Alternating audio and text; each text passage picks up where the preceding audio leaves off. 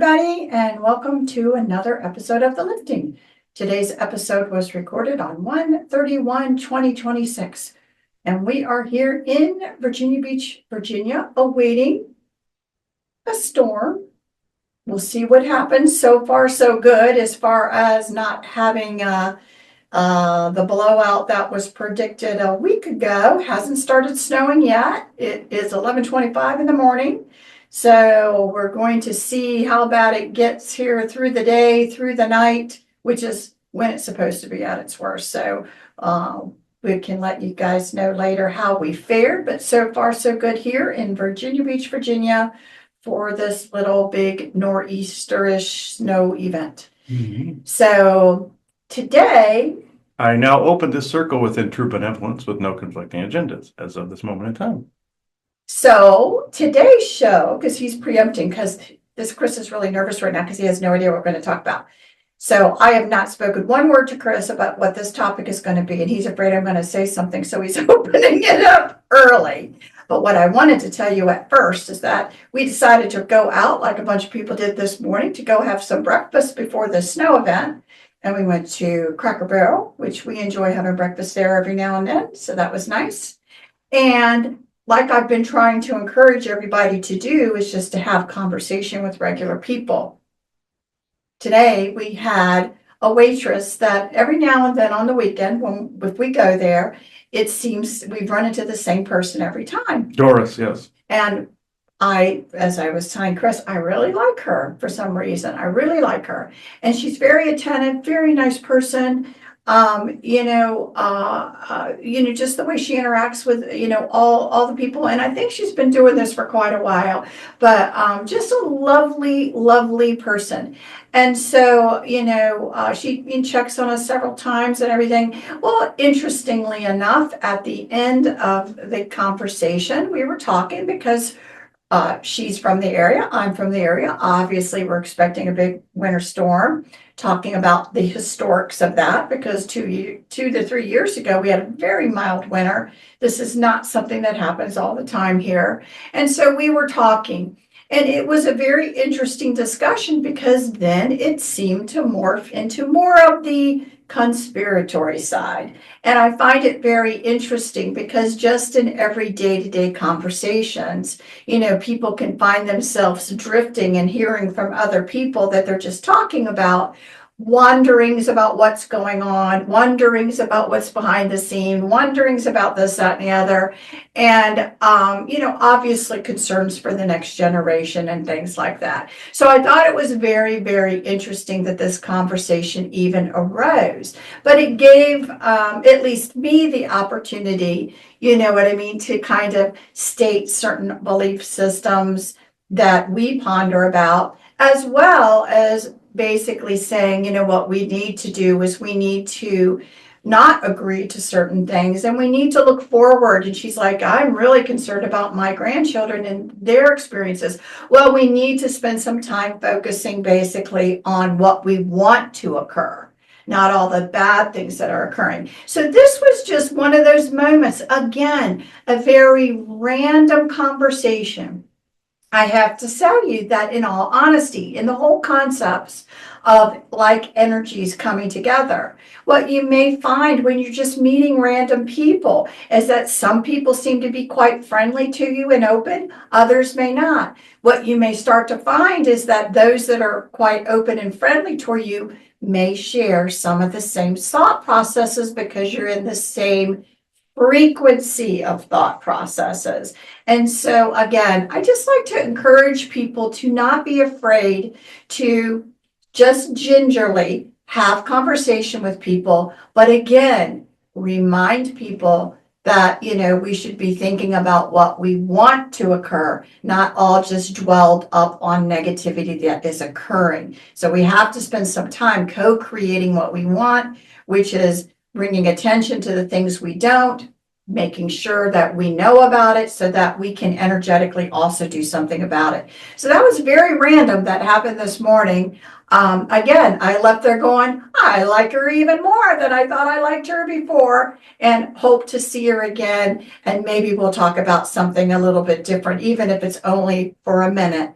But I just want to, again, encourage people not to be afraid to engage in just regular conversation and see where it goes. And just, again, build consensus with whom you're talking about the things you want to see for yourself and for the future generations. And so I just wanted to put that plug out there because it was such a very pleasant surprise. And these types of surprises, at least for me, are happening more and more as, not being afraid to broker, the truth of what appears to be going on in front of our own eyes. So I just encourage you guys to do that. The other thing I want to say is I don't have a stitch of makeup on. I forgot all about that. And so Nobody cares. no one cares. But anyway, just so that everybody understands, this is what I look like, completely au naturel. Again, not that I really have a lot on, maybe a little bit of mascara or something.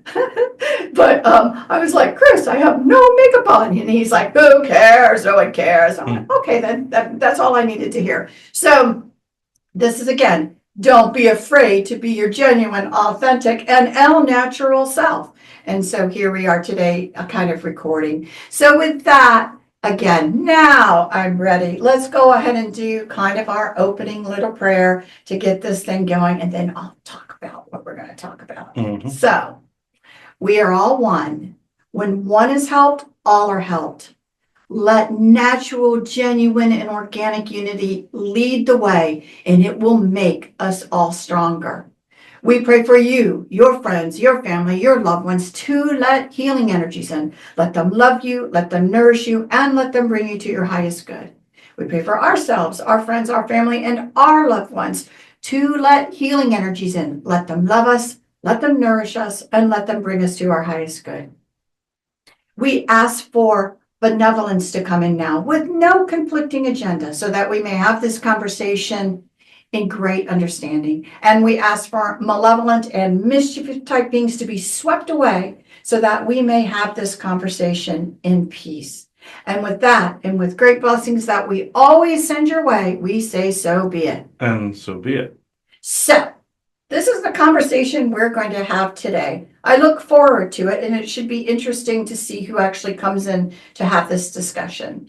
So over the years, we have spoken many times about what we call the perceived oversoul. You've heard us talk about it. You've heard us bring it up. You've heard whatever. And I've listened through all that conversation for years and years and, put in my 2 cents worth, but mostly hanging back.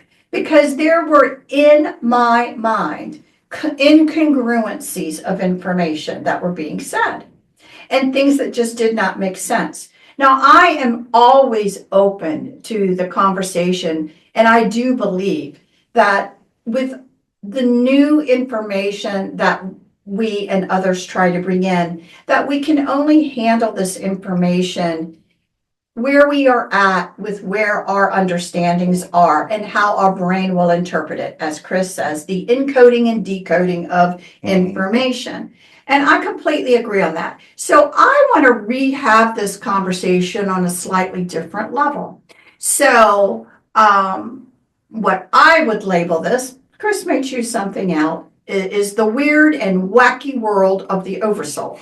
And so that would be, kind of where I'm getting at, because a lot of things for me, there is conflicting information. And I'll give you one example right now. So, are we to believe that everything happens all at once? That we're in a state, truly, we have created time in the expression that we are currently living in to have a point A to point B to point C to point D type of experience. Maybe in other types of expressions, time isn't that fundamental and it could be done a different way. I'm open to that, that's fine. But one of the things that's been reiterated over and over and over again is that literally everything, past, present, future, is happening all at once, all the time. So, also has been reiterated that we, all of us, are a piece of an oversoul, and that what we should be concerned about is our current present moment situation, meaning me sitting here right now talking to you, Chris being right here. And we should be concerned with our current present moment self, which begs the conversation again and the clarity. So who's having all of these other experiences that are simultaneously happening? And if you believe in reincarnation, what does that mean? Because reincarnation is somehow on a concept of a time, of a linear, of something like that going on, number one. And number two, when people talk about their past lives, and I've had this past life, that doesn't even make sense if you have this statement, because I'm here, right now. I'm not there, right now. So these are kind of the conversations that I wanted to bring up, because I believe there's more information to try and understanding these concepts. And a lot of things don't make sense. Now, I do believe in the concept of the totality of the library of the Oversoul. And I think, we could be going to the library and reading it, or we could be visiting other timelines and seeing things. Maybe we are seeing things, and maybe we are misinterpreting again what we're seeing as a past life as something currently going on. I don't know. We're going to have that conversation today. But I just have to say flat out that for years, in my humble opinion, this conversation needs to be spoken about more right now, because there is incongruent information that just doesn't logically make sense. And everything they don't doesn't jive with what people know about past lives and things of this nature. Even though technically it's all parallel, you've heard that before. There's also a running joke saying it's all relative time. It's a running joke at the moment. But there was a statement made many years ago. I saw on the show Sightings when I was a kid, where the host Tim White said reincarnation basically didn't seem feasible because there were more past lives, more than everyone that ever lived, ever in history.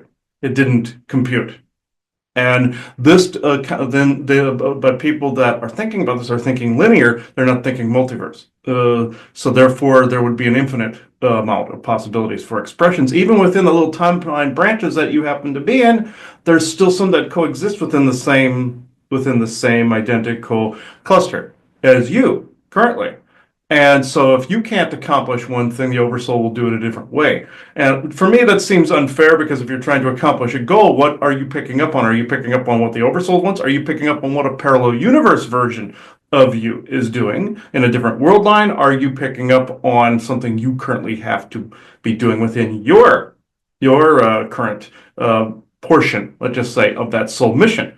You don't know, and you're not really meant to know unless you're back in the library itself.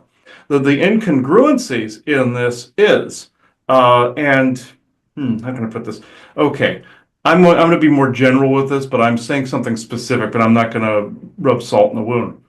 There's somebody that we ran into not too long ago that was giving some incongruent information with other information that's been put out. The SSPers follow this as well to a certain extent, and I'm not dumping on them, but that falls under the multiverse as well and other expressions. Was that them, or was it another expression within the library? That's a debate that's going on. But this other person was giving information that I knew did not jive with what the galactic history was that we have been told. Then I've seen others that match close, but then that's the person's own interpretation of that, those set of events. I always say, it's the same set of, it's not a bunch of truths. It's the same set of information being interpreted a million different ways. If it does not jive, it's either V2K screwing with them or some such thing like that, or it's not true at all. Or anything later, or some other being is messing with them.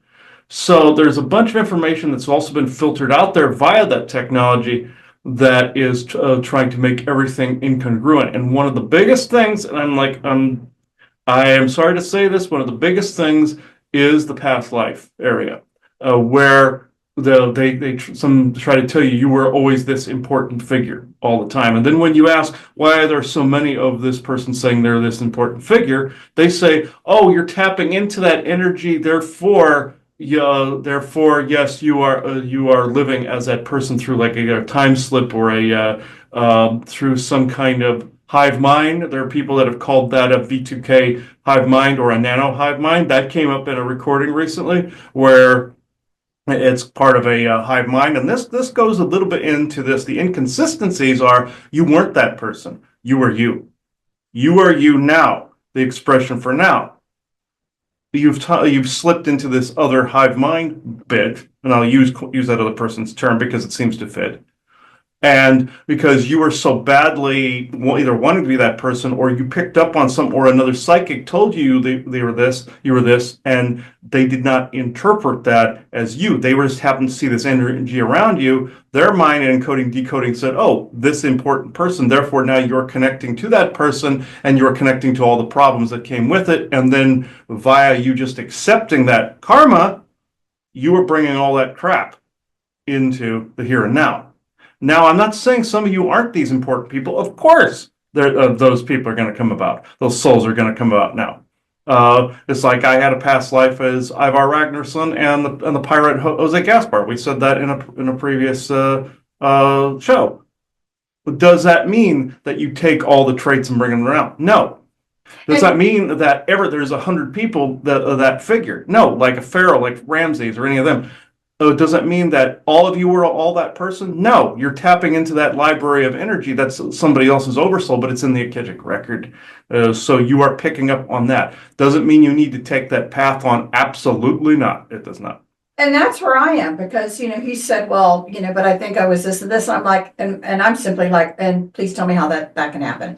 Because if everything is happening all at once, then all those people are living now. Now I can believe that the oversoul is having all these experiences. Yes, doesn't think mean of a you have tree to. that's getting ready to pollinate, and all of a sudden it bursts forth. If you think of all of the little pieces of pollen being a new experience that the oversoul is having, true. Can you potentially tap into it? Yes. Can you potentially feel that that's you? Of course you could, because you are a part of the oversoul, and it is the oversoul having that experience. But technically, are you exactly the same here and now and there as the same being part of the oversoul at the same time? Because this is not a time issue. Or like when I do past life rewrites, for instance, when you've heard me talk about that, where I change the narrative. What am I doing? Connecting to a different timeline, knowing that person, say, was a particular person, connecting them to a different outcome. Therefore, something changes here. It's all multiverse. And then the question again becomes, because we do believe that there are sometimes entanglements from things that are happening elsewhere that are needing to come to your attention for now. And correct here. So my question is, let's just use those timelines. I say timelines, but those examples that you just brought up, even for yourself. So how is that relevant to you now? How is that? Is it because there's an energetic tapping in? Is there the oversoul having a preferential wanting to have a dominance of whatever that person is, and they've actually fed it, bled it into the current present moment avatar, and it actually is causing a problem? Yes, just like any past lives, like say you had a past life that cast a spell saying all future lifetimes would have to be a certain way. That was their particular perspective they were trying to enforce, which may not apply to this time frame. But the question really is, there and here now, all at the same time, with all of these different lives. So this is kind of where I am at. And so I'm the one actually, wanting this conversation, because whatever is going to be said is the next onion layer of information regarding the subject. So first of all, the question being, is the statement true?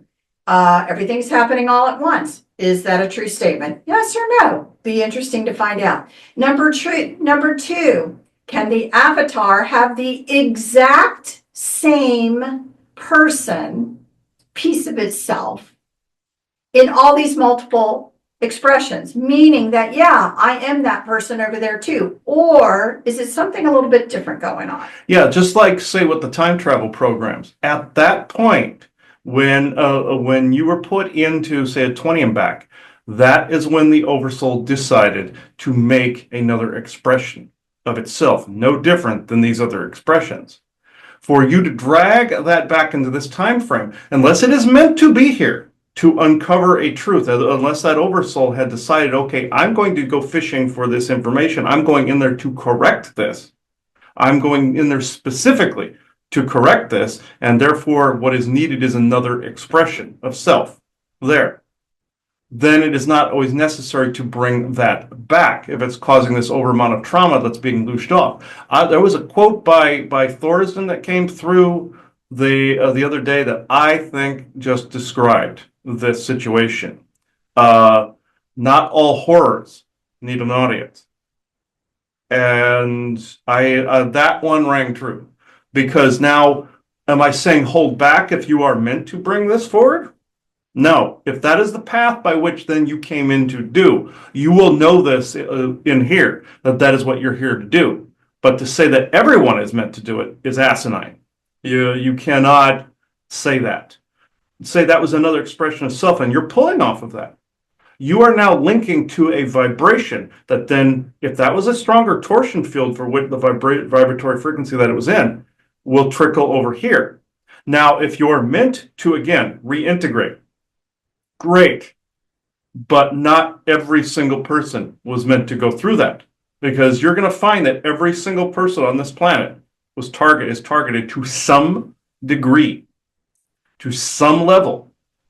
And not everyone was meant to go through this unless spirit aligned, like all the planets aligned, everything aligned right to where that person heard that bit of information by which then that torch is passed to open a door a little further to bring everything out in the open, because all truth has to be out in the open eventually. And people can't circle the toilet. Yes, that is how it is done. But if you are forcing that open for other people, saying, oh, they have to just wake up, you're following an old template.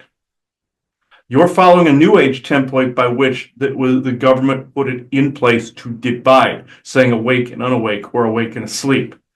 And many people will be shocked that I've said that. But yes, are there those, because of nano intrusions, V2K and everything, that have been dumbing? We've talked about the dumbing before from both chemical and psionic and nanotech and all that. You've heard me say that ad nauseum. Yes, but no amount of calling them unawake is going to actually wake them up.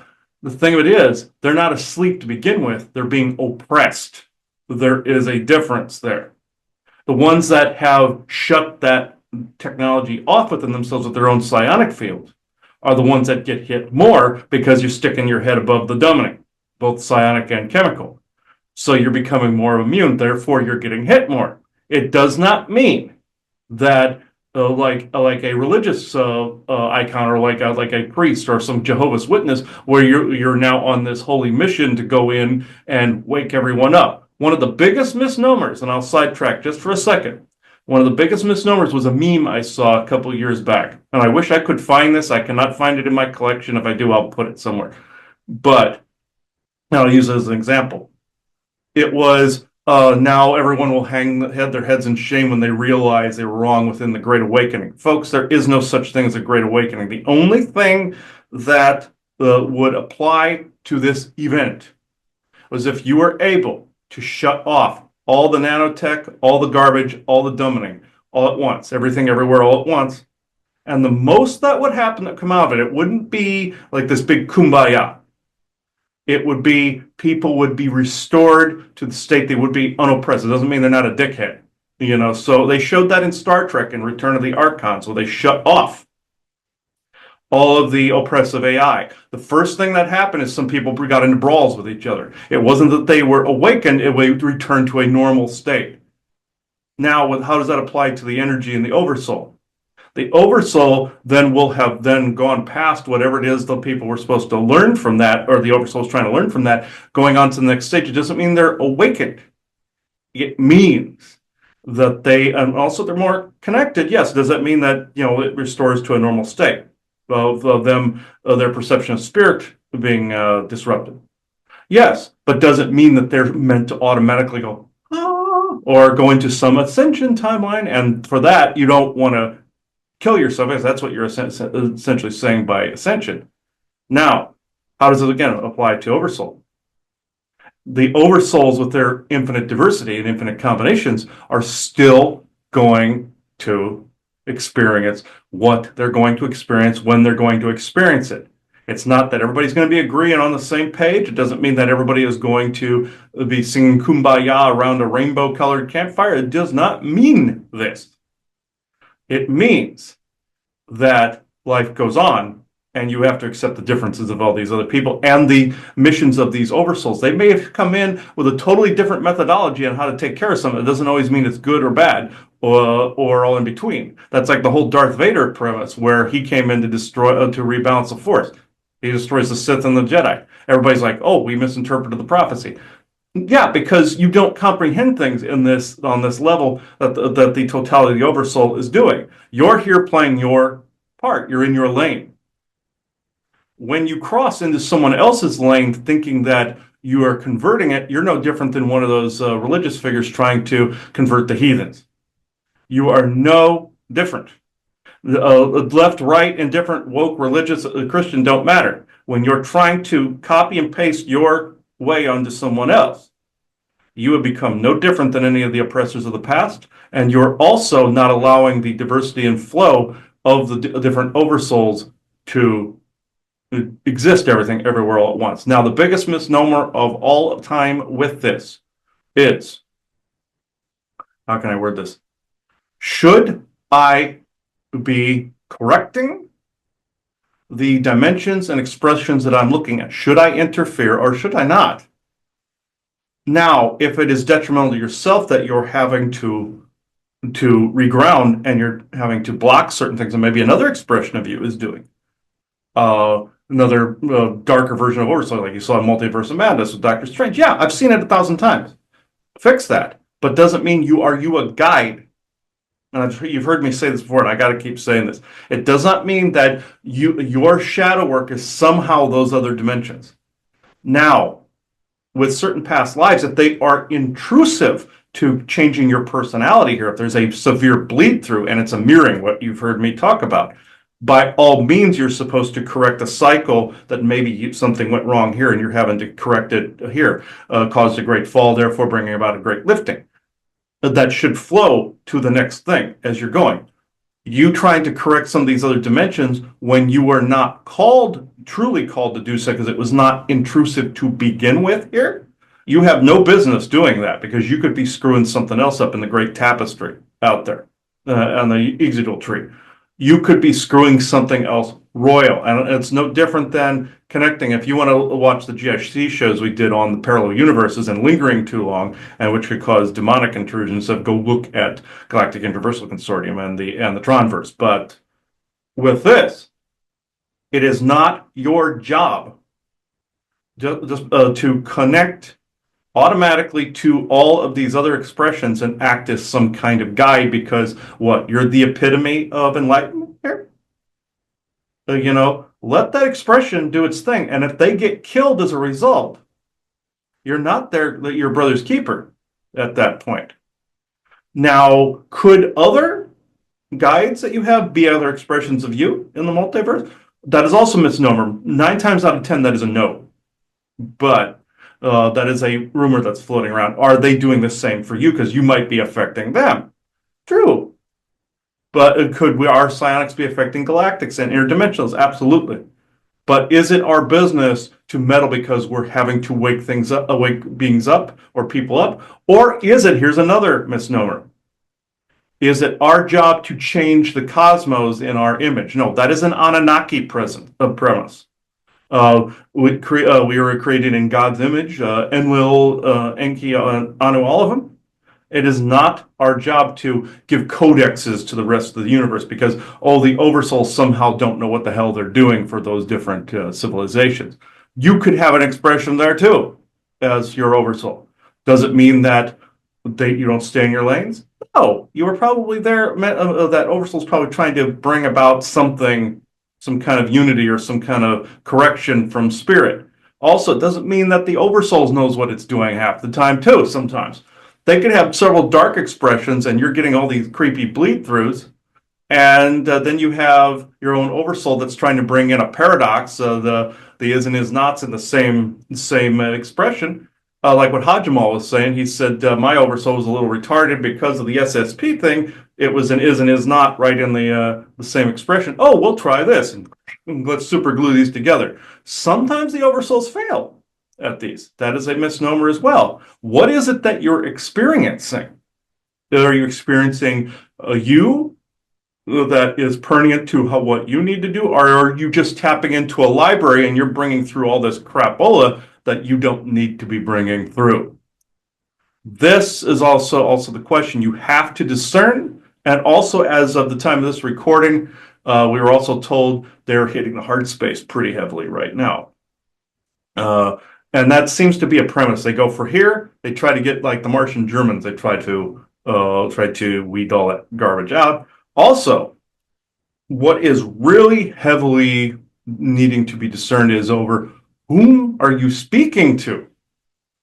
Because there's a premise that if you're hearing the good cop, bad cop, and I heard this on a recording yesterday, if you're hearing the good cop, bad cop routine with different guides, that is actually the nanotech and the V2K screwing with you to keep you in a carrot and a stick rotation. I couldn't agree more with that because I've heard in the middle of the night two beings, one saying, "Oh, let's help this guy," and the other one the superior officer saying, "Oh no, let's not. Let's do this. Let's do that." And I was like, "Stop arguing." Sometimes that's been interpreted as V2K. Sometimes it is galactics. But the thing of it is, you must discern whom you are speaking to, and it is imperative that you are not parroting what V2K and these agencies are saying. I don't care how correct that information sounds. You go with intuition. It could have some truth thread to it and spill a bunch of yield in with it. The same goes for sometimes galactics will test you to a certain extent to see if you are truly discerning. It is obnoxious to the extreme and the max, but when you get to a certain discernment level, you are going to start to see these people that thought they were tapping into Oversoul were tapping into nothing but nanoclusters. So that, and the reason I bring this up is why are there Oversouls experiencing this? They could be experiencing that to undo it, to make it so that there's more of an immunity factor here. You don't know what that person's path is. Now maybe you're there to help with that individual, to help correct this, or to find out where spirit is pushing you towards. Another misnomer is spirit really pushing you towards something? Or is it a false path? You have false synchronicities that you see certain songs on a radio and you know spirit's doing it, and then the liars can do that too. Don't always follow all the synchronicities. Follow intuition. If intuition says don't look at this, don't look at it. If intuition's guiding you towards something, of course, then mix that with logic and you turn it into critical thinking. You have to ground heavily now, and you have to make sure you have the correct information. I have been going through, and you can see, and I said this on a previous show. If you look down in the corner there, you see I have YouTube at the Lifting Presents down there. I have been rigorously going through these and vetting. And if people want to go through and you think something feels funky, you let me know. And I will go and check it out because I have not 100% gone through. I have been putting up the old information, and I know I've probably missed one or two things.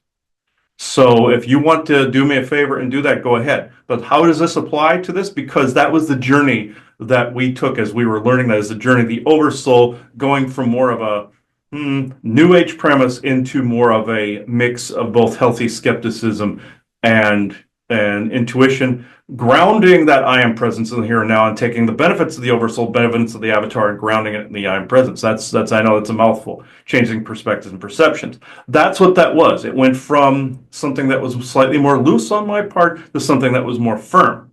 It was it's a timeline or set thereof.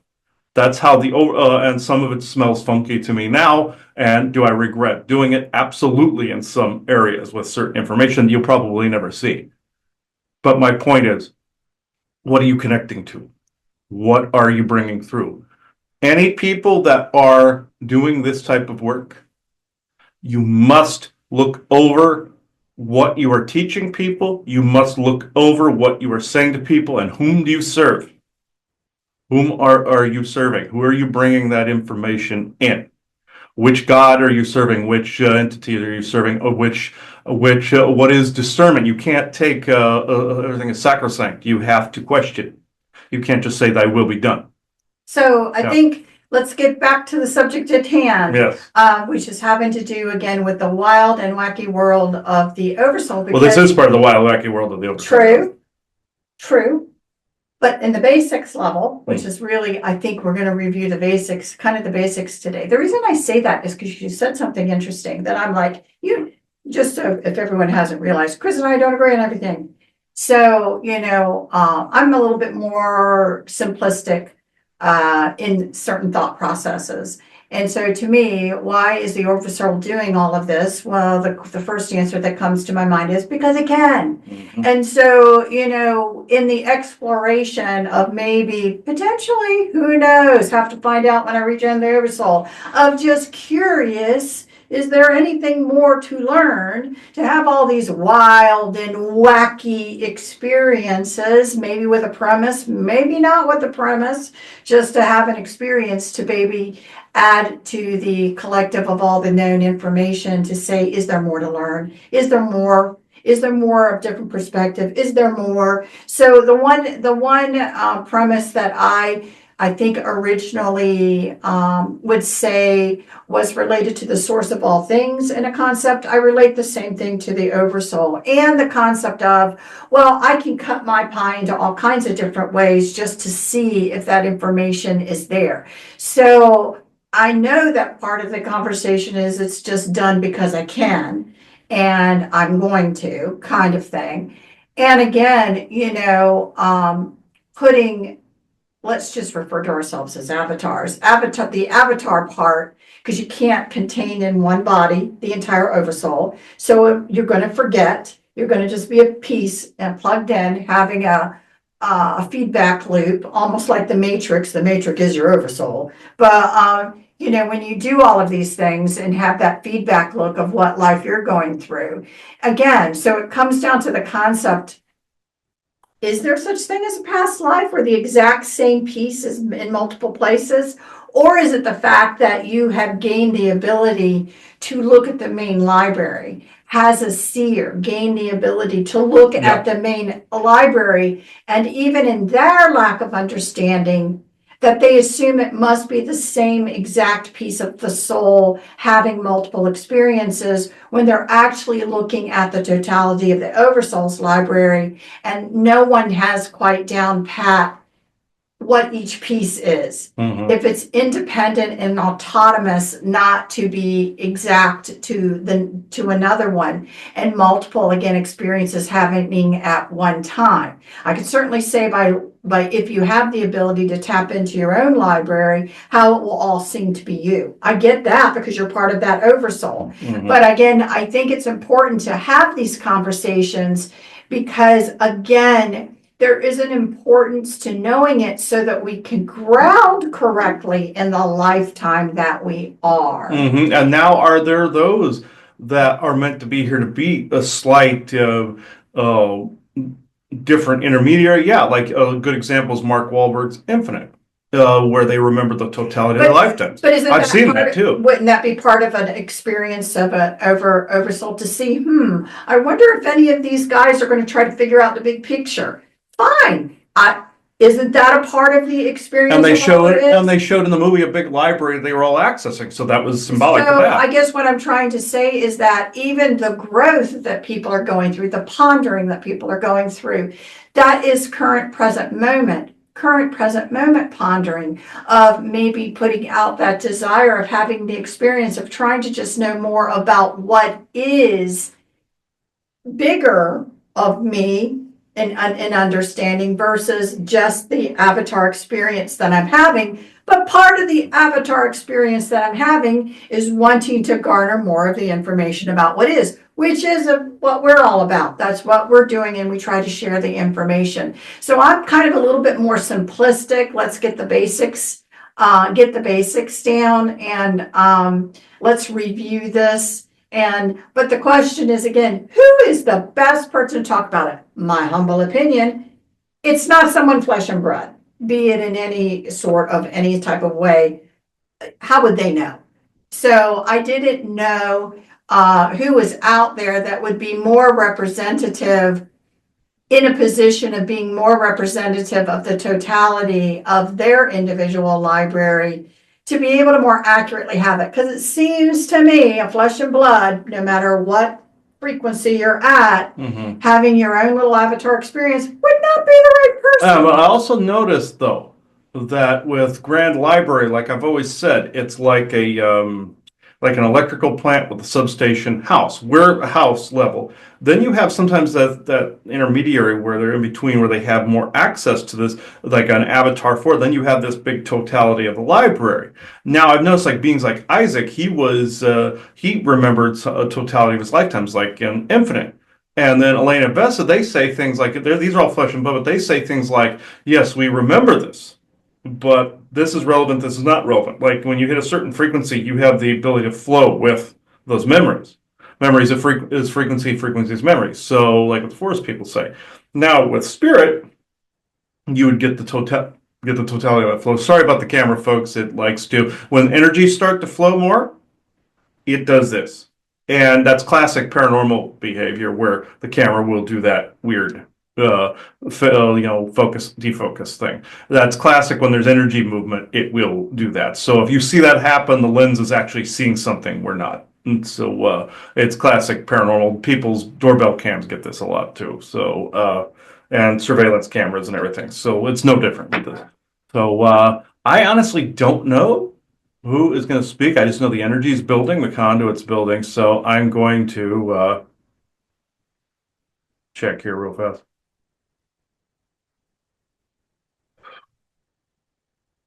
Who are you, please? Person in the jeans and t-shirt. Who are you, please? I have a hard time seeing you. Got to make sure here.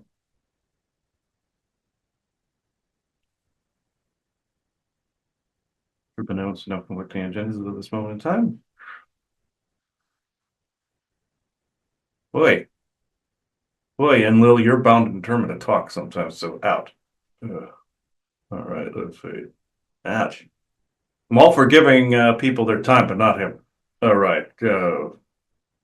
All right, come on. No, Lane Invest, not you? All right. No, something bigger. So you need to shrink down so we can see you. Yeah, I know. It's like, oh, we can feel it, most definitely. At least let me hear you. Yes, I hear you. And I'm wearing the hood again, so it cancels out V2K, and these work incredibly well, by the way. Uh, I would suggest this if you do channeling. Yes, you look like a monk, but uh, okay. Who's walking around out there?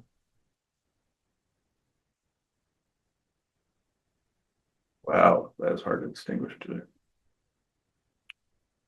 Okay, let's dig a little deeper here. I sense a lot of eyes. Uh, I need one voice to come forward, please. One voice that's spirit world, if you don't mind. Up the ladder a little. Mhm. Wow, that is tough. That is tough to distinguish, folks. Which would make sense because you're dealing with potentially something that's having multiple experiences all at the same time. Yes. So I don't care which oversoul it is, as long as you're truly benevolent and have no conflicting agendas. I do not. Well, you're not in some crazy paradox state. Yeah, you're not in some crazy paradox state. That would be a conflicting. We don't want a whacked out oversoul. Someone who other oversouls feel is somewhat balanced. How about that? Oh, Ren, can you come forward, please? Step forward, so I can see you a little clearer. There are two of you. I believe I'm seeing one of them is Frank Frazetta, and the other one is, can't remember your name. I am sorry. Edward Hicks, the painter. There's another two of you here. Who are you and you? The one in the back, can you please step forward?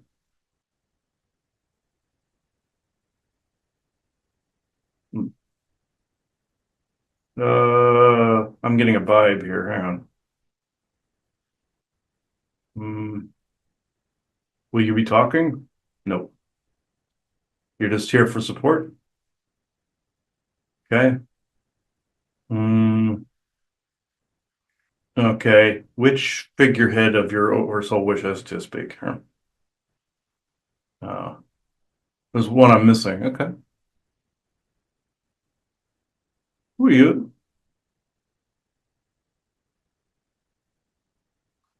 A lot of you're building more and more of a protection wall here. So, uh, Frank, do you want to talk? Not this time. Okay.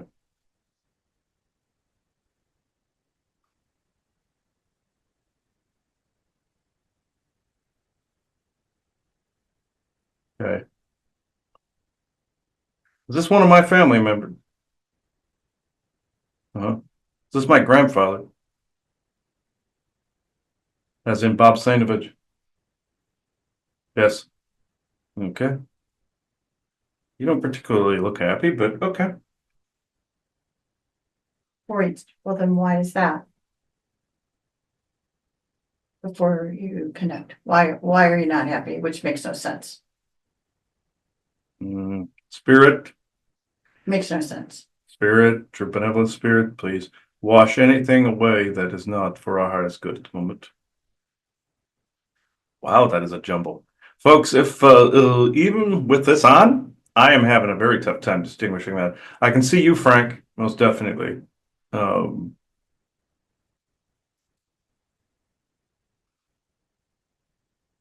okay, I'm just going to call on a specific one then. All right. To my true benevolent grandfather, Bob Stainovich. Oh, please step forward. Hmm. Camera's reacting to that. That's very interesting. So, and I'm not really moving around very much. So,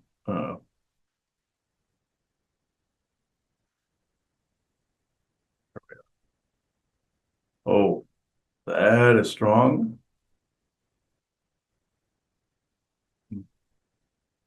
Okay. There are several of you sitting around the fire pit here.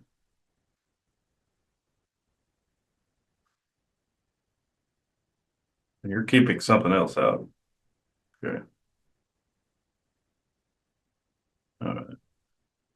I'm gonna chance this one. So, You can, because you know what it is right now, which is probably how it should be, mhm. An extreme calm. Yeah. And so if you're able to feel this, and some people can feel this through here, Mhm.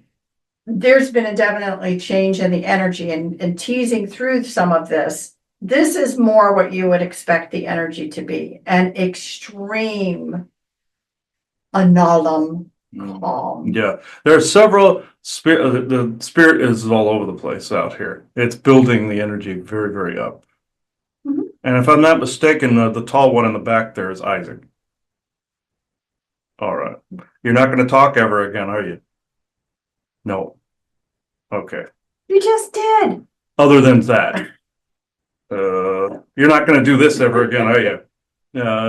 Don't ever say never. Joking. Okay. No, it's all doom. No. Okay. But I'm just saying, if anybody could feel the process we just went through, going through this, I think that's important. I think feeling your way through this, no one should be upset. If you're asking for someone at that level to have a serious conversation, uh, being upset is a more of an unbalanced reaction, and you don't want that. No. And also, some of these beings that we work with, if they're upset, I mean, the flesh and blood ones, if they're upset, of course, they're having normal reactions, but I think they have a more of a handle on those. Well, they may not be too. high enough up. Yeah. And I don't mean So- that in a bad way. They're No. still dealing with stuff. And this is a conversation, I think, at least for me personally, I wanted to have it a slightly different, okay, let's talk Okay. kind of calm conversation. Okay. my grandfather, are you present, please? I know he's right there, but I got to be able to see him. How can I see you and not him? Okay.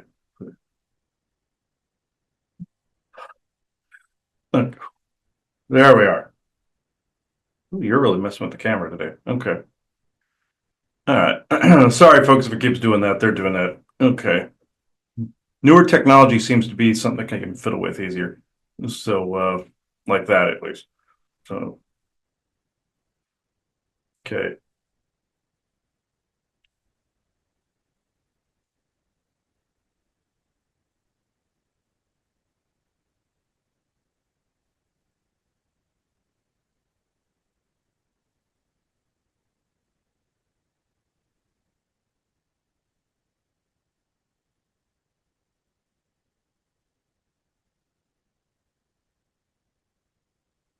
The column has been said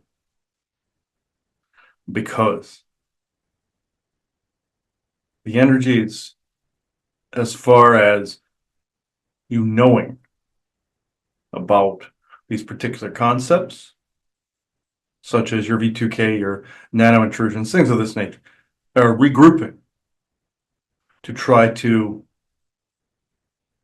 accumulate or congregate in a section to make it more dense to where you cannot or feel you cannot connect with spirit, which is impossible not to dull your perception that of spirit. Spirit is always around in every corner of everything, everything, everywhere all at once. Why would you think for a moment that that can be snuffed out? That light can be snuffed out. It cannot and never will. That to not sound cliche, but the light of creation kind of thing, let there be light.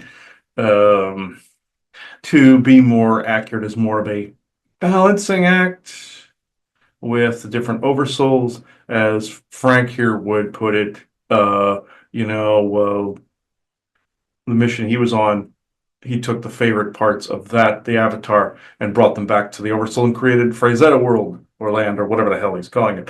What cool is really what it is, but damn right, yes, I know. But with this and Edward Hicks, your paintings became your world. And Isaac, I'm not quite sure what you created, but we'll just say it's weird. Eccentric. Eccentrically weird. Yeah. Weird, the word weird, though, was more of a teaching and more of a cool thing. Now they've aligned it with odd or misplaced, but those people in society have always been the ones to kind of reform things and change things. So, like he did in a big way. Yes, I know, still doing all, yeah. Anyway, he's not refusing to talk. It's just that this is going to sound mean, but he didn't want you to feel as though you were turning him into a crutch. So, and he didn't feel that way in life either, but he's only around as more of an emotional support, let's just say emotional support stuffed animal or something like that, or guide dog or something. But anyway, um, but what I'm trying to get at is the congruency of which you speak. Sometimes it applies to other aspects of the multiverse that don't make sense here because it is not of this place. Then sometimes it's an outright lie, and it is sometimes an outright non-necessity to access. You do your thing, you do you. And if you is actually accessing and bringing some of this in to here, great, because that connection is supposed to be more solid. But it doesn't mean you're going to ascend. That just means you die here. Now, why would you want that if you're here to experience? No. You have to ground, and you're grounding that information. But it does not mean that it is always a necessity to do it a particular way. Yes, a particular way means you're accessing that and automatically grounding, and it is mirroring in the places it's supposed to mirror, or access those people can access those little fires of information and actually become immune to, say, some of the oppression that's around. Yes, like an immune system or an antibody, absolutely. They call it codexes, but then, oh, you're doing that for the rest of the galaxy. The as above, so below. No, you are not imprinting that on the rest of the galaxy, but it is an as above, so below where it changes here, changes there, changes there, changes here. And in other parts of the multiverse. Of course, of course, of course. Holding the space, like he sees that Loki figure in that series doing. But no, there's so many misnomers. There's so many uh, things that you should access and so many things that you should not because they belong somewhere else. You have to distinguish what belongs here. Just because another group is doing it doesn't mean that you should be doing it. Just because somebody is teaching it as truth doesn't mean that they have all the answers. Just because there is information not being seen doesn't mean that it does not hold more truth. You see what I'm saying? So it's not, it is what it is, but it is, in fact, how can I put this? Even though there's everything everywhere at once, it doesn't mean that you have to access every moment. It doesn't mean that the soul does not remember. The soul always remembers. The soul remembers. Always. Where? Not to be un-Jedi-like in this way. Where, say, if you had SSP memories, of course there's some things that need to be brought into the now so it shows the oppression. But if you understood how many people actually truly went through this, you would go, oh, I guess there are other lanes in this and other arms. If you knew what those Oversoul's missions truly were, you don't know why that person is here. You don't know why that soul is here. Why would you want to interfere with that? You don't know why they are doing what they're doing. Sometimes it can be stupid. Sometimes it is being perceived as stupid because it does not match why you came in. Or if there's a cycle to complete in with another person, by all means do so, but allow it to organically come to that point of resolution. So I will just go into questions. So first of all, to give perspective of whom I am speaking to. Mm-hmm. So this is, in my mind, there are oversouls, okay, distinct individual oversouls. And those oversouls, again, I think of it like the tree that bursts forth all of its pollen, is having a multitude and has decided to have a multitude of experiences all the time. And again, getting the feedback loop of those experiences. That's a simple thing that I'm just saying yes or no. You do agree with that kind of simplistic thought process of how it works. Yes. Okay. What I'm asking then is, where are you on the rung of that? Because I was always thought that maybe we could never completely talk to the true totality of it all, like our frequencies were too different, it wouldn't work. So like, I don't know how you would compare, like how far am I down on the rung versus how far down are you from the rung of being the totality of everything? I am the expression that was or is his grandfather. Okay. Yes, I am the library, as is Frank, favoring an expression or a face that that we can present to you.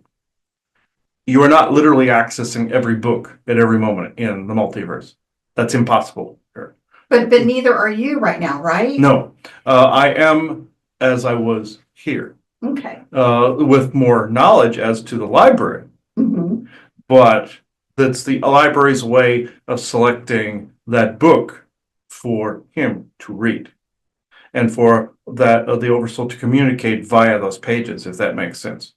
Yeah. So is it true, first of all, the statement that if I try to reach, there's only a certain part of the library that I can literally access the totality of myself, the frequency differential of where it is versus where I am is too great? It's far too great. This is why you are here as an intermediary. You always heard the term medium. Because he always says you're dealing with two completely different operating systems here. You need a go-between. How is someone supposed to read that book in a dimension where The book is not in a language you can see or understand. Or if he always equates it to like an adapter, like if you take an American adapter to England, it won't work, and vice versa. You need a go-between. Why do you think people are born to cross ghosts over? Why do you think that people are born Right. to do things of this nature? Because you need that intermediary on the earthly plane or Midgard to bring that direction and to have the flow this direction through he sees a silver cord-ish type concept as an aqueduct, as a carrying the water from one place to another. And that flow, and he sees disruptions in the flow, that means the perspective of the person has been disrupted by the nano distractions. That's what he is seeing when he sees stops in the water. Not that the water has stopped flowing.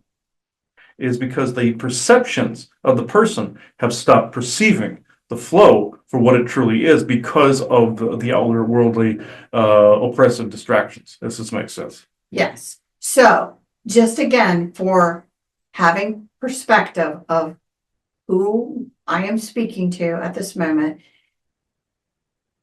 from where you stand, you say you have access to the library, but you say you are certainly not the higher frequency self. So at your perspective right now, this is my question.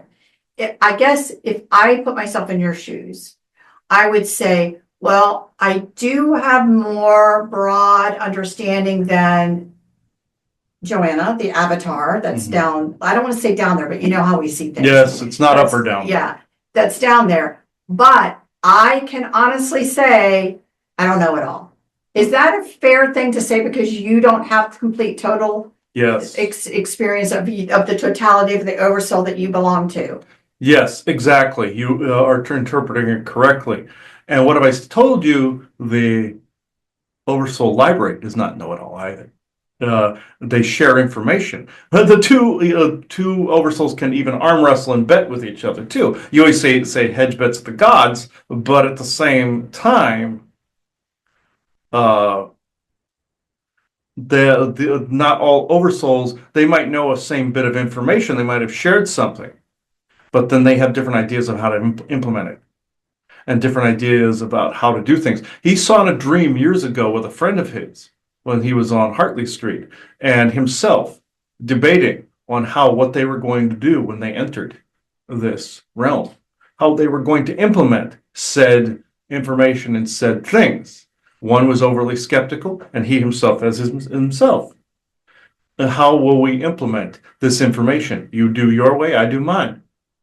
It's just like in your Crow series where you had your Brandon Lee and your Mark Dacascos, where they had different ideas of how the character of Eric Draven should be written. Their interpretation on how the path should go. One saw it as a path of vengeance, and the other one saw it as a path of karma. So, okay, let's implement the character this way. Let's implement the character this way. That's how him and his friend work. This is how sometimes Oversouls operate. They will say, okay, we traded this bit of information.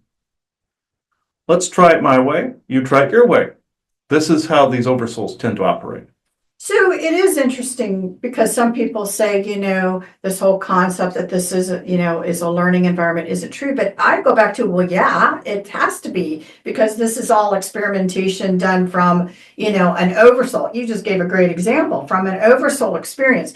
But my question then is, in the expression that I am speaking to you from, this here and now expression, my concept has always been we're trying to change the dynamic of the totality of experiences from one of duality, domination, control things, and we're trying to move into an area that has been almost destroyed and now come back into experience more what it's like to come into a more unity-based, caring, understanding type of experiences. Is there any truth to what I just said at all?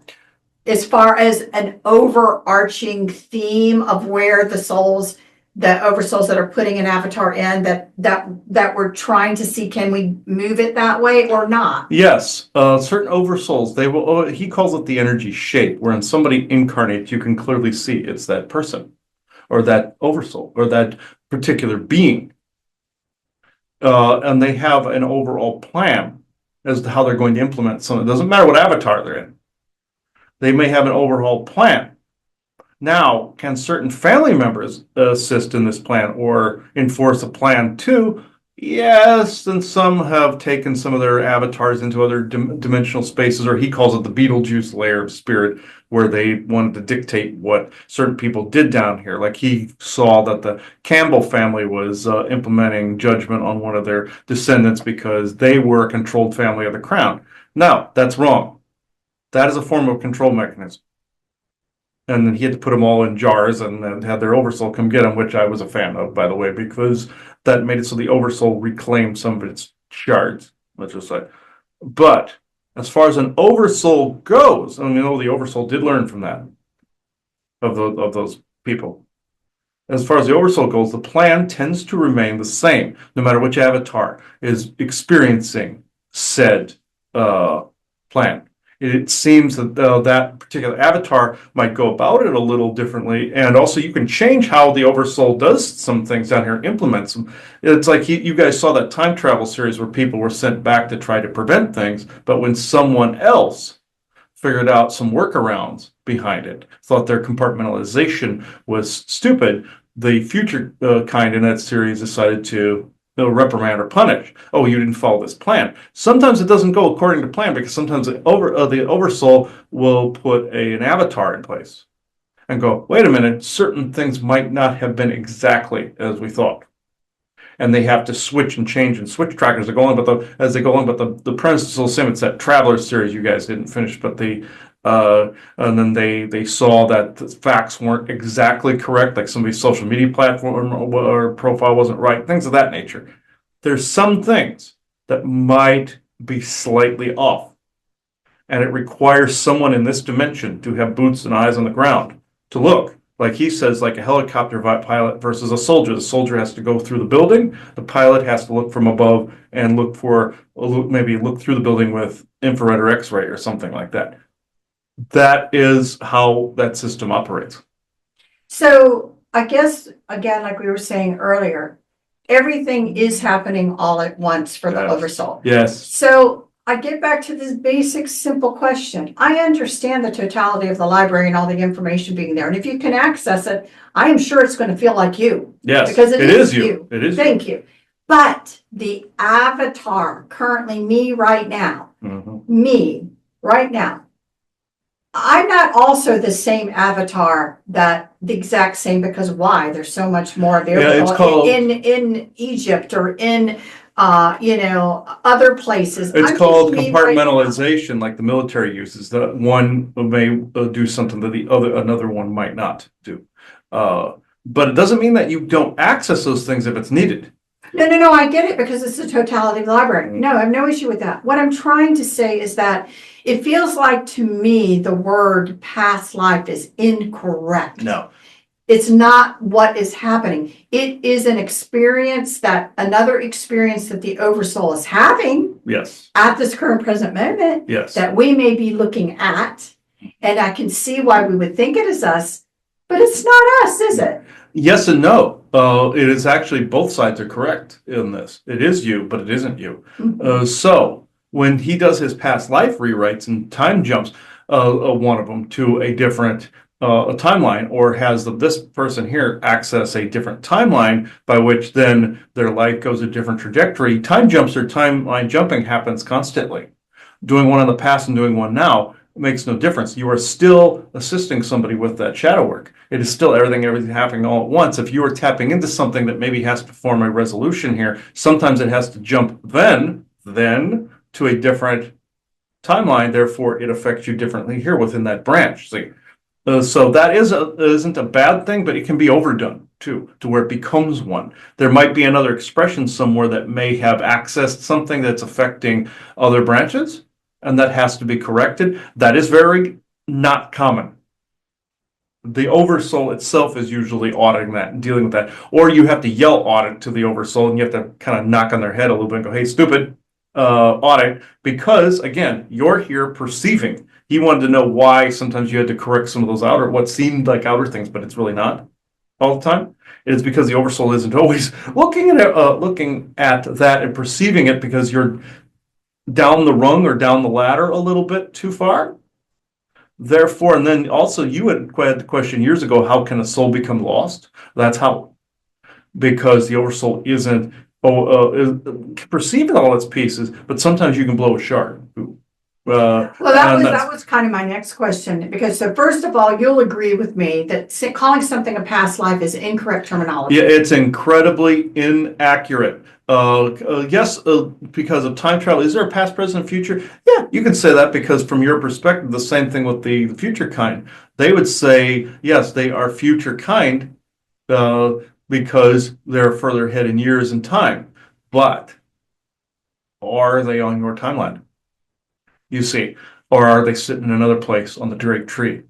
Well, again, we say past, present, and future because we've adapted this concept of time. And so every single thought processes that anybody has it will give that as a foundational belief system. That is not true. It's here in our expression, how we're experiencing things, but it's not true at the oversoul level of how things are experienced. Now, I can see utilizing time saying the oversoul put a thread, that they put a thread to, as kind of an,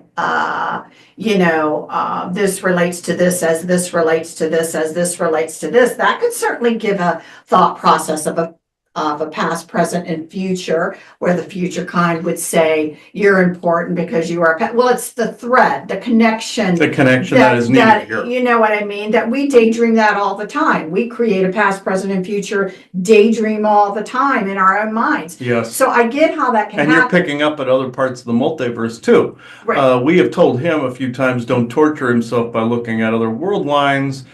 Even though there are some beings out there that thought it was necessary, show him this, because he asked the question, where did certain ideas come from? But it is not always healthy. Right. But the bottom line is, because I don't think we move forward well when we continue to use inaccurate terms. And if we're trying to grow and understand the bigger concept of all this, past lives is not the appropriate way of looking at things. No. And so, Correction. right. So we need to actually come up with, a different way of explaining it. It is the oversoul and an experience that the oversoul is having. Just other expressions of oversoul. There's nothing past or future about it. Right. It's all now. So right. It's other expressions of self, other expressions of oversoul. That's really the only way to describe it. Past life, it's because you're putting a year on it. Right. And that's why people say that. It's a perception thing. But technically, again, I know the concept that we are Oversoul, and that technically we can look at the library and it feels all like us. I get all that. That's because it is you. I know. That's how it is you. What I am trying to say though is technically the piece of the Oversoul that is me existing right now with the limited memory that I have in my brain, because my brain can't handle it all, right? Is not the same me. If I go and looked at the Oversoul and I saw, let's just say, a life in Egypt or whatever that was happening right now, I am viewing that life in Egypt, but that technically isn't the little blow pop of me here. I am looking at another piece of the Oversoul that's going to feel like me because it's the bigger part of me, but it's not me. It really is. Now, there could be a connection of a theme running through different lives where they innervate and, blossoms bloom and whatever. I get all that. But what I'm just trying to say is that, in a sense, I'm trying to get into the technical fact that it isn't you, that, it's not you as the avatar that you currently are having it. You're accessing that library, and if there's something that needs correction, that it might be affecting you now, either through genetic memory or from the past life, which it does go through the genetic memory all the same. That's why the SSP was able to determine how to situate you based on those other expressions that they were accessing via your own genetic memory. As he says, the amino acids turning into ones and zeros. Now, how is this relevant? It's because they are accessing that same great tree via technology. Just like in your Man in the High Castle, they were accessing the traveling through either energetics or technology. That was depicted correctly, 100%, via the programs, like they had their big portal, and or via just slipping or time slipping to different world lines. That is actually possible to do, but they've abused it. But the point is, what do you need to access in the here and now? And what is pertinent to what you came in to do? And what is to be left alone? And I agree. So that's part of this conversation. And the reason you're curious about something, the reason that you love something or a time frame is because you are actually existing there. Yes. Well, and I agree with everything you're saying, but it seems to me that it is, and you know, I realize things can interfere from one to another. I'm not saying that.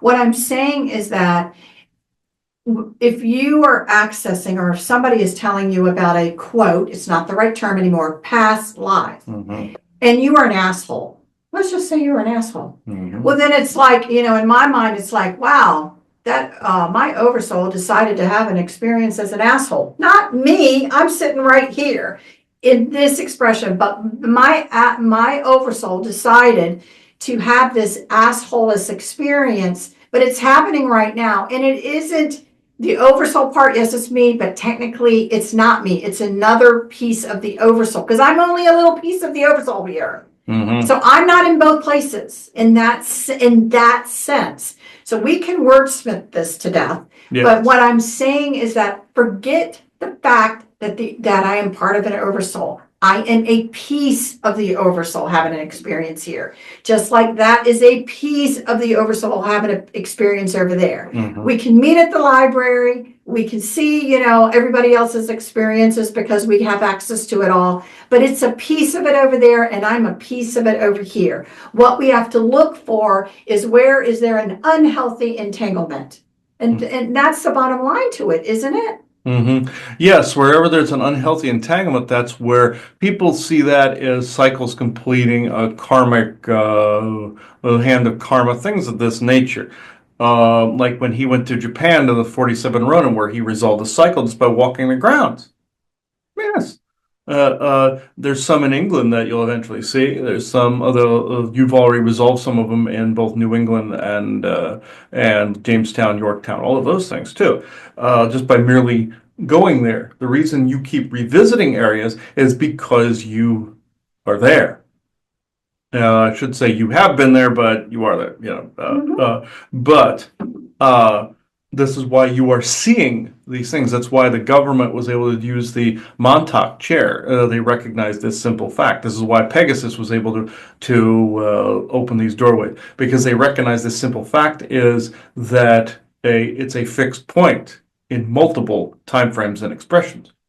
They were able to understand this. This is why you saw in your Back to the Future where Marty went back to back in time, and he was in the same area each time, because that's where sometimes certain intersections and portals access, and then you become the center of a time event by which things change around, like in your Flash, where he became this time event. Things like this happen to where then you're off on a different branch, or you switch something slightly. It's not that fragile like they showed in the Flash, or in Marvel where it's an incursion from time to time. For that's more cinema at that point. But can you take the way you're perceiving reality into another reality? And you're starting to push that perception like some ghosts do. They will think they won't believe they're dead, and they're still experiencing whatever they happen to be going through. And he saw an old woman ghost the other day where she was in an unfamiliar bathroom to that of the person he was speaking to, the client, because that woman had died of a sickness inside of a bathroom, but did not know she was dead, therefore perceiving that reality of the last moments, or I should say last moments. But because everyone's creator beings, they tend to do this. That's why some don't know they've died. Where something's traumatic, and they'll delete that portion of that trauma because they suppress it. The energy suppresses it, and they've blown that shard a little bit. That's what a ghost is. So, with that said, like what Thorsten told him, not all horrors need an audience. This goes into your SSP. Yes, so they're doing great things in that community. Yes, should some of them be talking about it to bring out these memories? Because yes, that's what they're meant to do. But it doesn't mean that you always have to trade war stories in order to bring that about either. It's just like some of the things that I went through on Earth. Did I need to put people through that? No. Uh, Even though I did to an extent with the alcoholism and such. Did I need to relay that horror again? No. Did people need to know what happened? Absolutely. History cannot be forgotten. And is it ever? No. But should it be just wantonly taken away? Absolutely not. But should you constantly regurgitate after a milestone has been accomplished? No. Right. Because then you're just circling the toilet with those energies and you're Yes. not progressing. And you're not progressing or dealing with things. Yes. You're not at all. And I recognize that a little too late, but yeah. Well, I mean, again, we're only human, and our physical body, souls, and minds sometimes have energies that are so damaging that we try to find a way to cope with them. Unfortunately, for many, it is alcoholism. As you know, my grandfather was the same way. A lot of that generation was exactly the same way. That was the only way in either self-abuse, which I call the alcoholism, a self-abuse, or an abuse towards other, to deal with some of those harsh, horrible energies that they were subjected to. Not all. Some people are just psychopaths and like it. Some people just like to drink. I'm not saying that, but for a lot of people, there weren't very many good choices as far as how to deal with those types of energies. So I will at least give you that. So to be fair, but but again, when someone sees true evil, that can't be processed very easily. Correct. Which again, bringing that into current present moment, people are facing that right now. A lot of people, I didn't, in fact, that happened this morning where the conversation was, she said, I didn't realize, I knew people were mean. I knew people whatever. I didn't know it was that bad. And she was just really struck. And I said, and I said, it's because you can't process that what you're seeing is evil. Yeah, when something people can't process that kind of evil, it's a form of cognitive dissonance, but it's also a form of mental protection as well. Right. Because they don't want to know that is a thing. But you must know that it is a thing. So again, if you can at least say it really is, the emperor has no clothes and it really is what it appears to be. If you can say those things out loud and allow yourself to accept it, you actually can learn to cope within it. It's the suppression of not wanting it to be something that is so in your face what it is, and trying to dance around it or whatever, that causes even more damage to somebody than to just kind of accept the truth as it is, because then you can really face it, deal with it, and then try to, again, co-create a change to it. But a lot of people right now don't want to accept the word evil and evil people in this world right now. No, and there are monsters. There are literally things that go bump in the night that people would put a gun in their mouth if they knew existed. If they and people don't like hearing this, that they review everything today, that would not be healthy. Granted, are the ones doing the supposed gatekeeping doing it for everyone's highest good? No. But there is something to be said about knowing how to divvy it up or delegate it to where it's digestible. But there's also something to be said about Band-Aid rip when the time is right, too, where people just have to move forward. There are those times. You're seeing a mixture of both currently. Right. I agree with you 1,000,000,000% on what you just spoke about. Absolutely.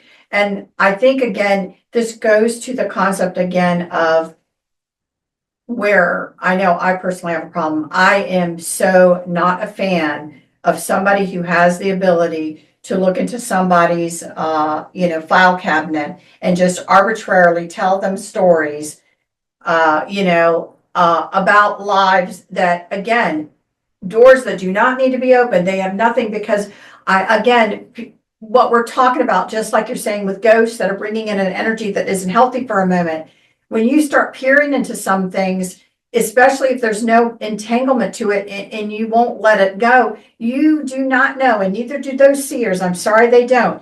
If you start focusing on it, the energies that are going to come into your arena from that time frame may not be good energies. And now a seer has actually caused you to fantasize about something that is actually going to be very unhealthy for you now and cause some energies that should not be there. So it really is a caution. You should only be looking at things if you have the skill to see where the entanglement And where the needs to be entanglement, dealt with where the now. entanglement needs to be dealt with. And it doesn't matter if you portray that persona in this life, the good aspects of it, because if that's part of your real personality, of course you're going to do it.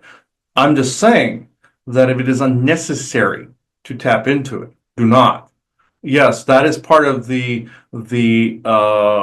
discernment area, discernment. What are you really tapping into and why? And is something trying to get you to do it to bring to rip open an old wound and continue to, you would say, loose that old wound. Excuse me. There is something interfering.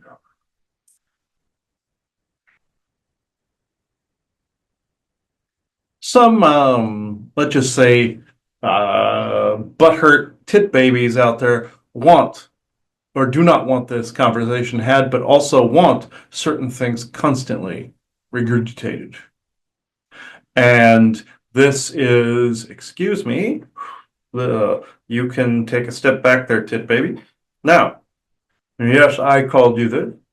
So, whatever, and I will not name whatever sources that they will just be left a mystery. So, that's nobody's name you know at the moment.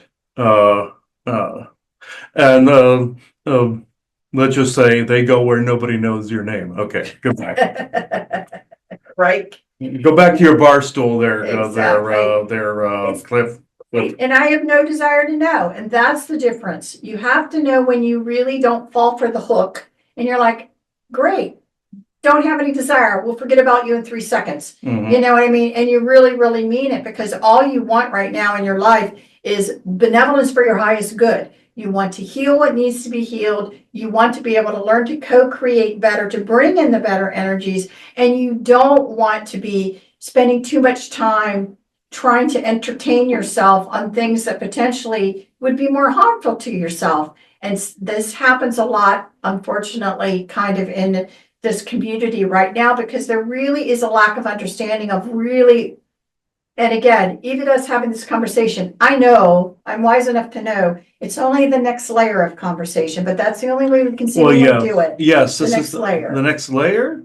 And speaking of those that do not wish you to access certain, or wish you to access certain things, you have to be careful in this, especially now, not just this week from the time of this recording, always. What are you tapping into and why? What are you researching and why?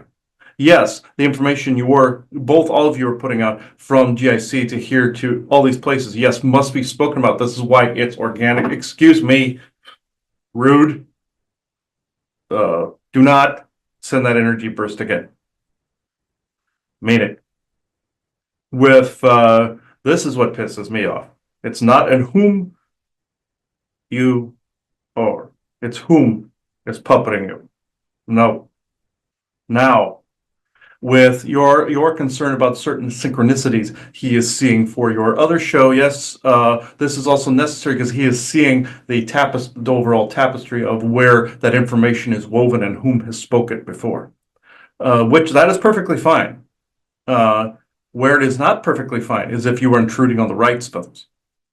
So it is perfectly fine if you are relaying and showing information. Just know that.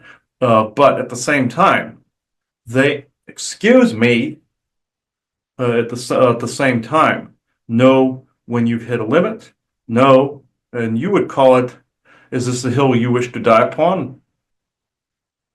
There are times where that stance is necessary. There are times where it's not. You must judge which is which. Now, with the creatures, we'll say, and I'm not referring to whom you and what you are thinking that I'm referring to. These, and I point this direction because that's where the energy wave's coming from. They're not what you think, and they're not as potent and powerful as they proclaim to be.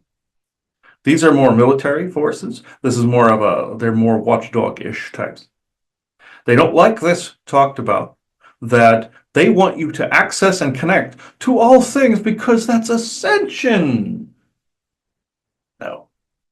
He's seen this weird auto connect that has popped up from time to time. So has your friend David, to where it's automatically connecting. And some others are experiencing this as well, where the nanos and all those other things are actually trying to connect you to where your energy is. So it's a form of a distraction. People think it's an intuitive flow, when in fact true intuition is telling them not to do it and not to go through it. And the bad guys are also, always feels like this altar in the back of him, like behind here, like a voice that's telling him to not interact with a certain person or not to do a certain thing. No, that is not an alarm bell. That is actually oppressive forces doing that, and a part that they've stuck within everybody to not unify. That said, this time frame alone, you must discern what's what. He sees certain things that they do not wish him to see. He sees it with his eyes and with his psionics, which is a great thing. That is actually highly encouraged, very encouraged.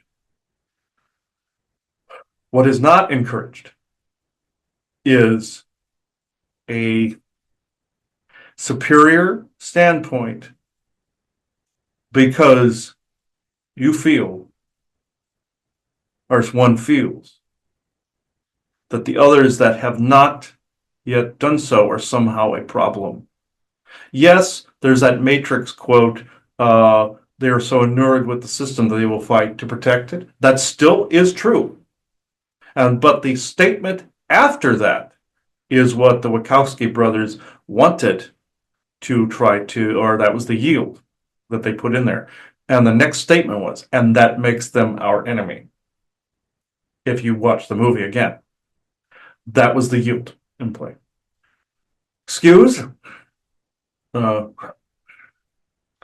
Keep that in your hands to yourself. Whatever that is. Now, they can shape psionic fields into other shapes, like with Green Lantern, by the way. So if you think there's some weird, creepy thing, that's their own mind doing that.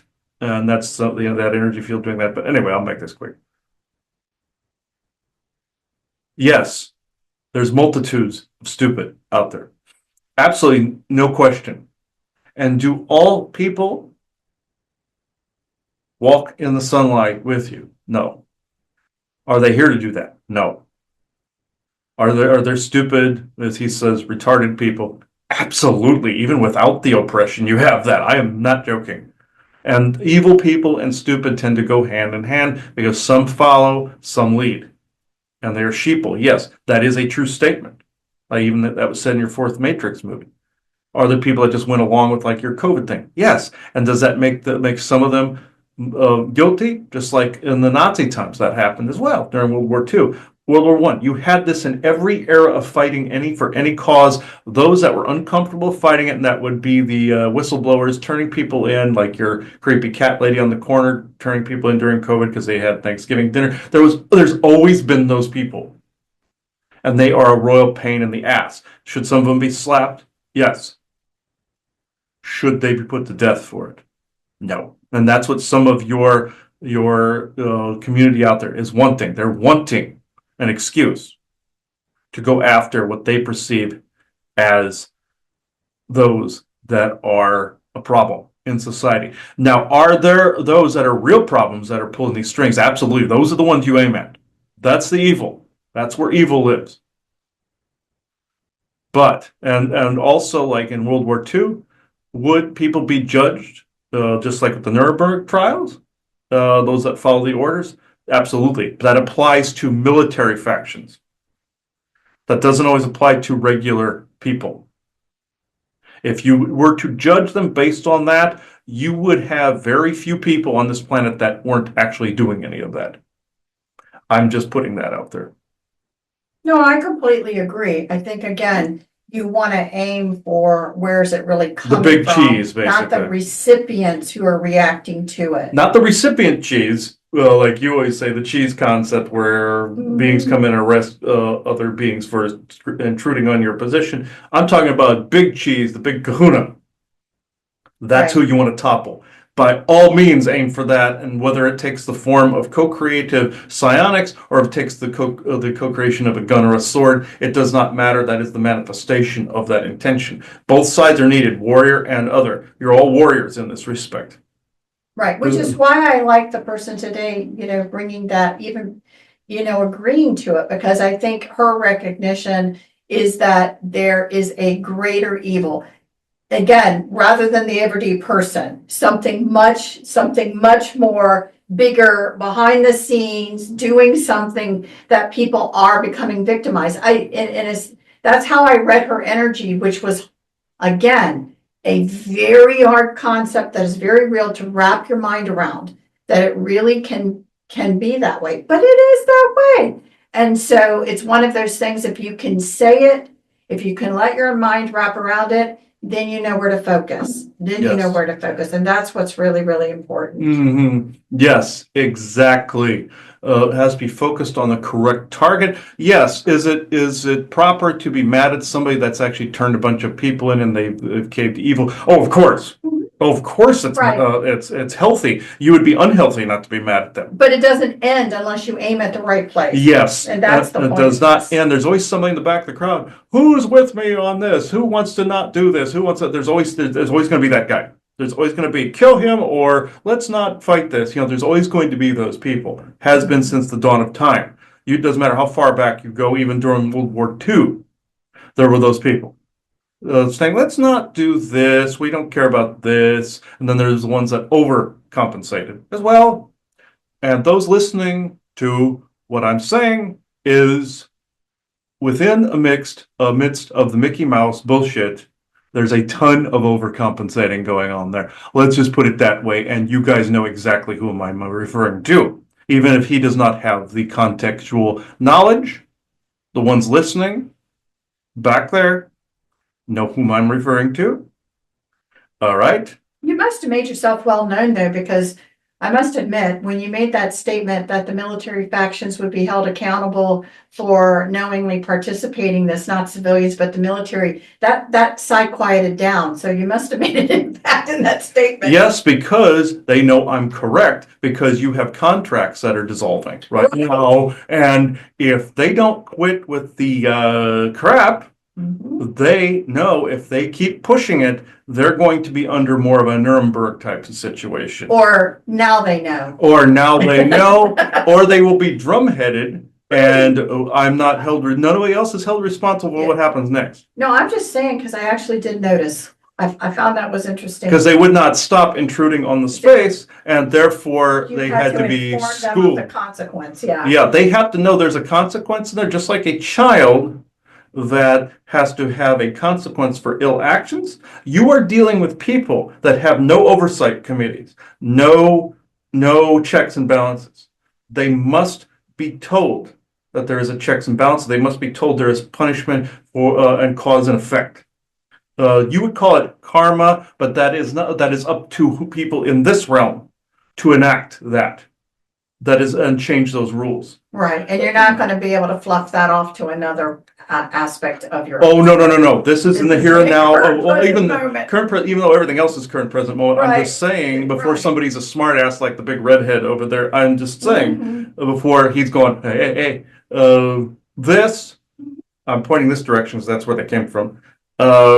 They had to be told that there is a consequence for this, and I highly recommend in situations like that, and you encounter them in abduction scenarios, everything, you inform them that there are consequences for these actions. Here and now consequences. Here and now consequences. Because it is happening. I think it's the one thing that we're just not alluded to, but to say that it is happening. The here and now consequences are beginning to take a hold because the contractual agreements are being upheld. And whether another human wants it to be that way or not, the community as a whole is enforcing it. And so, sorry, Mhm. you know? Yes, and by informing like this, Spirit now has a shoe in to actually point. I'm pointing that way because you have a military structure that direction that is doing some of this to you. Mhm. They're out of phase. You know about the out of phase soldiers, Mhm. and some of them, the ones that we laughed and other military laughed at the hardest, were the ones he dubbed the bedbug faction, because they were stealing genetic samples from people he knew, and they decided to take bed bugs that were robotic and steal samples from the bottoms of the feet. And they knew if they were caught, there was dire consequences. They were caught, therefore, in the record, they were known as the bedbug faction. Other people on your side will say they have never laughed the hardest as they did over that, because they got to put that down in the record. And others you ran across that they put weird nicknames for.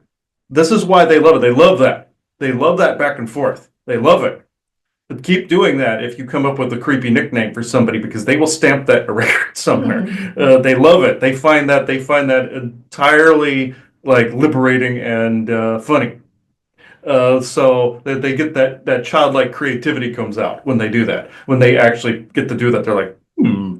But when that was the one that had them all going, because it labeled, like in a RICO case, it labeled an entire group with that name. So every person in that group got that stamped in their permanent record. So that's what got them got them rolling. You do have allies on your side. They can't always be around you, but Spirit can. I'm just saying this in times where you can't hear them. We hear you. Always hear you. And the fact that I would in this form would have been mad at them too, those others. I would have been very angry. He recalls a time at your home in Arizona where somebody interrupted, by constantly banging on the side of the house and everything. And I came through at that time to spook the person off because they were providing too big of a distraction. They were delivering a package, so this person saw me, not him. And I was not. I was a little miffed at the man, but I was even more miffed at those that were like that. That was aiming this direction, because that's who was doing it. It was a similar faction. So that's who I was more angry at, and that's who I pointed at them. And that Spirit is going to. The Spirit doesn't exactly enact judgment, but it doesn't let people circle the toilet either, and doesn't allow people to be constantly uh, closing the toilet bowl on people and flushing them down the drain either.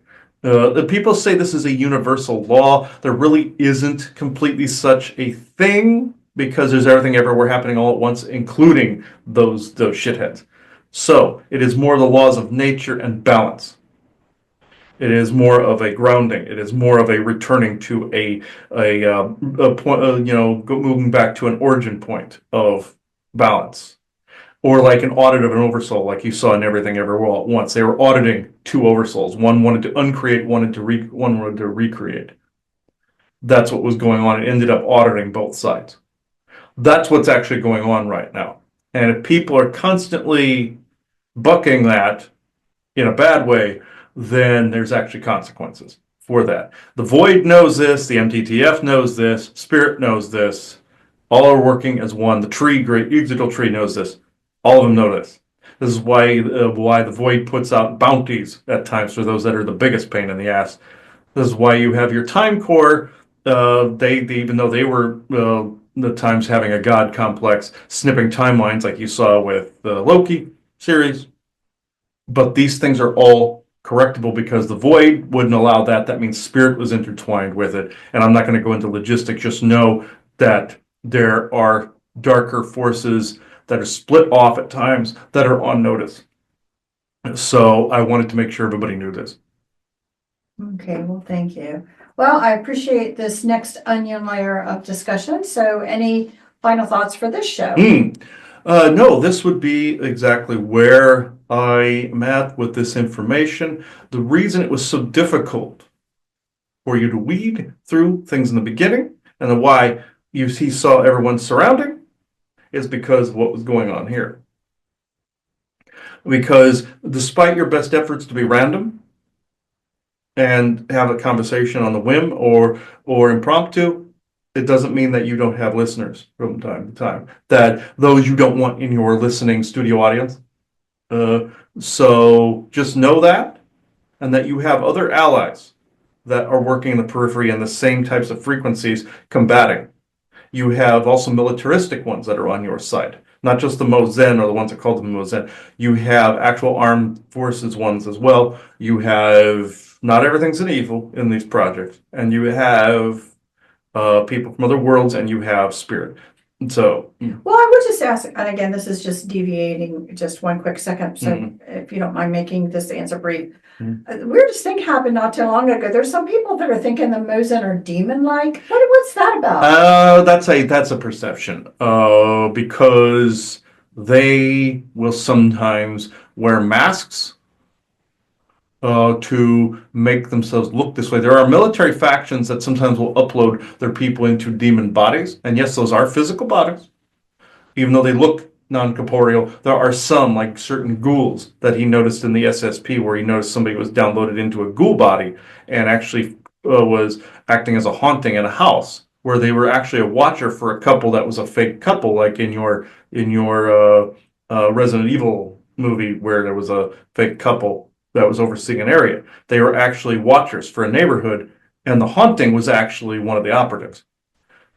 Your Nigel Roberts and them wear these ghoul masks, and uh, uh, all the Ricarsons were doing in that recording was saying they portray themselves as demons from time to time, in order sometimes to get you to discern. Sometimes it's a joke. Sometimes it's a form of trying to get you to notice something, or they're blockading something that was worse, and they figured they would jump scare you with the other thing. Nigel loves the jump scare stuff, like how he jumps out ahead at Punky in there. Nigel will do that to you guys from time to time. So just watch. They like wearing the mask. The Ricarsons were actually not saying they were real demons in that recording. They were saying they basically portray them. Oh, they hunt us. They hunt us. It was more in quotes. It was more like they're demons. They hunt us. Ha ha ha ha ha. And they chase us down. Ha ha ha. And because sometimes, like any other person, they see someone coming that even though they're an ally, they sometimes you'll have some creepy person out in a dark street wearing a clown mask and a chainsaw, and they want to scare people. Nigel's one of those types. Let's just put it that way. And those guys in the mask, they are a special kind of warped in that area. What's the term that you use? They're not wrapped too tight. Their bolts aren't completely tightened, that kind of thing. Oh, that actually would denote they're dumb. No, I'm just saying they're not wrapped too tight. They love practical jump scares. And the Ricarsons were basically telling you some of the demon occurrences were them. Because they wear like he saw in the Stick Village incident at the hotel, where the Velodians were showing you Nigel Roberts' crew burning the Stick Village. They were all wearing ghoul masks because they can do the out of face thing like the other soldiers and go boogity, boogity, boogity, boogity, boogity. They do this to people in order to spook them enough so they look around at what's around them. If they're noticing that, which he makes it quite noticeable, little bit overcompensation on his part, actually. But kidding. But with this, they do this so that you actively start looking. So they go boogie boogie boogie, or they do it to a bad guy that would happen to be in a primitive village and thought they were looking at a demon. And that's what that Stick Village thing was about. It was a warlord they were shown they were taking down. That's why you guys were laughing at it, because that particular creature that was there, you guys actually did help apprehend, and I will say no more on that, because you don't know the identity of that person. Just know you helped shut down an operation there that needed to be shut down as kind of your cheese moment.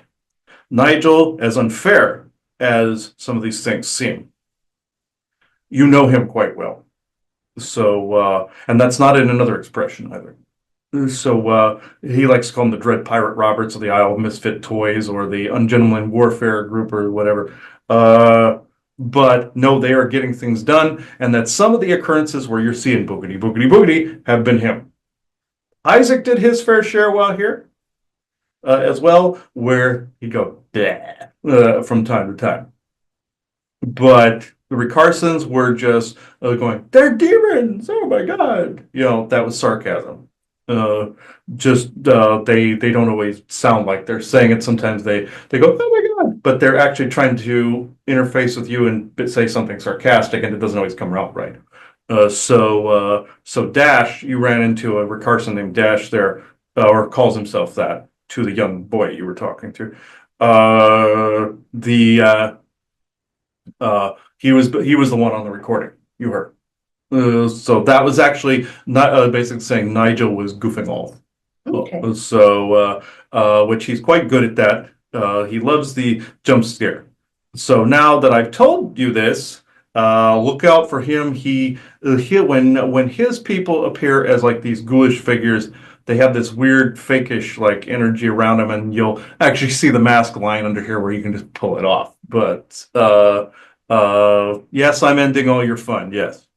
When the other person is not laughing, it tends to not be funny anymore, even though your work is quite hilarious, I must say. And it does a lot of good. So I will actually take a step back. Yeah, nice try. Nice try. Uh-huh. Yeah, there we go.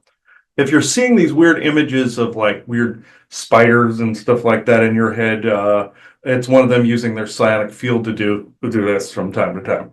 And if you're laying in bed sometime and kind of feel bugs crawling on you, he tends to find that funny. Just saying. I guess I gave away some of your stuff. Okay. All right. I will take my leave now. Thank you. I will return.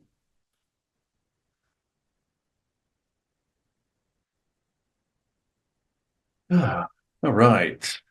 Yeah, I could hear Nigel going, "You spoil all my fun." But well, there went the screen again. There we go.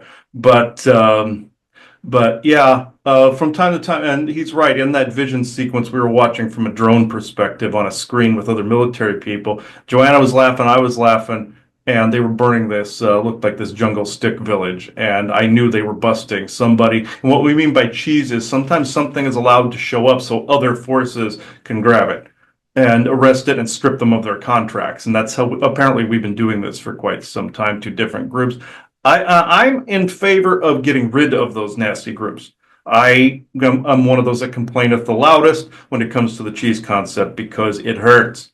So if anybody's experienced that where something just keeps happening and then other groups are apprehending, let me know or let us know. But we've encountered that quite often. That's what we call the cheese. And we don't Boots on the ground. and the boots on the ground. Yeah. So You may be doing a lot more work than you think you are. you're doing a lot of work in dreams that you don't know about too, folks. You're actually correcting some things out there you don't even realize, and you're sometimes getting the blowback from that. And man, that screen's really active today, or the camera's really active today. No, you didn't do it, Nigel. I can see you over there. Okay. He's like, okay. Take the ghoul mask off. There we go. It's like, okay, bank robber, like you see at the beginning of Dark Knight, where they're wearing the clown masks, and you're seeing a bank robber wearing some creepy mask like Ronald Reagan or Richard Nixon or something. That's them. That's what they're doing. That's what they're doing right there. So, like you see the Joker with yeah. Except we're not insane. That's actually a matter of debate. I heard from another, I heard my grandfather say that's a matter of debate. But okay, apparently they knew each other because we act like we know this man so quite well.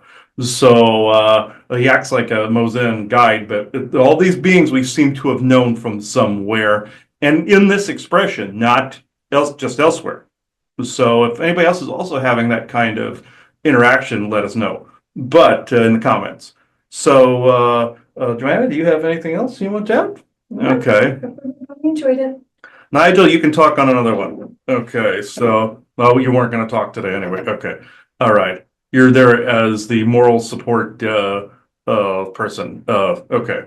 All right. All right. Now this comes to a part where I'm saying I now close this circle within true benevolence and no conflicting agendas at this moment in time. So thank you, everybody. Bye bye now.